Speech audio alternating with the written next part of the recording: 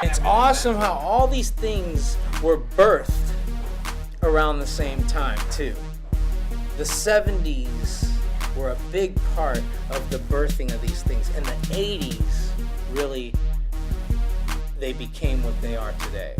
The real reality is that the movement was up and running, and when I used to go to high school, I was just reading the writing on the wall, because I was seeing tags and, like Stay High, like Stash mentioned, Stitch, Snake, Coco, Miko, Joe 136, all the crazy great names from the past. And it's like, wow, well, maybe that's something I could do. Maybe I could discover myself or create an identity for myself, because I didn't have one, through becoming a writer. Skateboarding was what I wanted to do, you know what I'm saying? 9th grade came, I was like 14.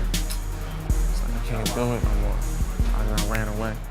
Ran away from Philly and hitchhiked from Philly to San Diego, Costa Mesa, actually to Element. They thought I was crazy. I came out there, I'm only 14, like, yo, I'm here. They were like, what the hell are you doing here? I'm like, yo, I ran away, you know what I'm saying?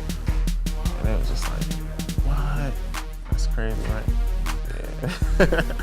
The thing about graph was, like, I was always little, but there was some sort of energy down with graph, and I noticed how big the guys did their pieces. And I figured, well, gee, the bigger I did my piece, it had this sort of mystical fantasy quality about it that, wow, these guys must be giants. So by the time I got to be quick, I started doing really big pieces. And I used to like to really do them end to end. And therefore, people would think I was a giant. Meanwhile, I'm this little spindly guy. I just don't want to be a name on a wall of tens of thousands or hundreds of thousands of people.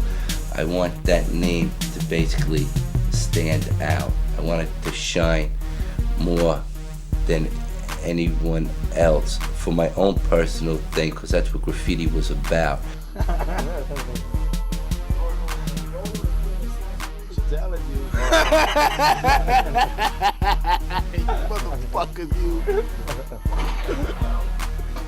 No, I always wanted to be white. I always wanted to do all the white sports and shit like that. I always wanted to play hockey and soccer and But, yeah. I got into skateboarding because Michael J. Fox was so rad. He was like one of the best fucking skateboarders of all time. Back to the Future, goddammit. The guy was holding back the cars, jumping on top of curves and stuff like that. So I was like, Mom, give me a skateboard. My sister's boyfriend at the time, he had he was real cool, and he would rock like spike belts and like 8 bandanas like on each arm and leg, and I would mimic that. And when he started skating, I naturally started skating, And he was with the older crew. They called themselves the Street Rats.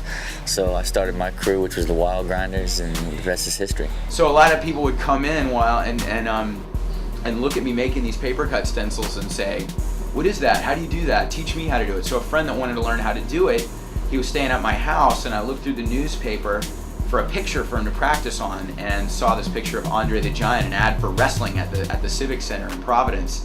And I was like, oh, you should cut this out. This is hilarious. He's like, no way, dude, that's stupid. I'm not doing that. And I was like, what? This is the new posse, man. This is the shit right here.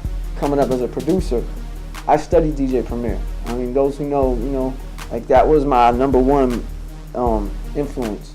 I used to hear his beats and be like, this is what a beat is supposed to sound like. And he had a particular style. The way he hooked his drums up, chopped the samples, scratched, it signified him. Where if you heard somebody else doing something like that, you found out it wasn't Premier, you'd be like, he's biting. You know what I mean? But the way I got good, a lot of people don't know, I used to imitate Premier for years. Like I would hear a beat he did, and I would like try to make the same fucking beat. But eventually I realized, because my people would put me on, like Evidence, I play my beat, like it sounds too much like Primo shit, but that's kind of how I got my chops up. But I wasn't the alchemist, until I finally realized that I had to create my own sound. This culture right now is a hip hop generation, so the masses wanting to use us, they got to. They got to, because it's the only real true culture. Where's the rock culture at? There's no more Dio. Shit is done. The devil's gonna get. No. 357 Magnum, motherfucker. Reality has come out.